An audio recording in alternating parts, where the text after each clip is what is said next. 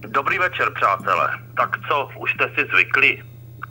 Uspávám cerušku a dozvídám se o atentátu v Berlíně, kde zase kdo si najel náklaďákem do lidí, pokojně oslavujících přicházející Vánoce. Určitě se brzy dozvíme, že islám za to nemůže. Že abychom příštím atentátům předešli, musíme ustupovat, musíme případné násilníky chápat a hlavně v žádném případě nesmíme provokovat. Jenže, přátelé, to všechno je lež. Právě to, co se stalo, je islám. On totiž své oběti učí útočit ze zálohy proti nevinným a ze všeho nejvíc nenávidí vše spokojené, vše poklidné, vše neislámské, třeba naše vánoční svátky.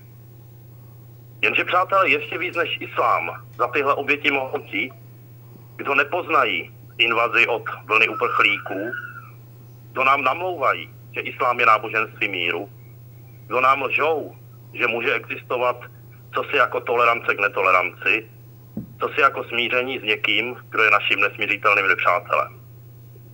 Dámy a pánové, až budete na své facebookové profily dávat německé vlaječky, klást květiny před německou ambasádu a nosit placky nemým jménem či něco podobného, pamatujte, že tohle útočníky nezastaví.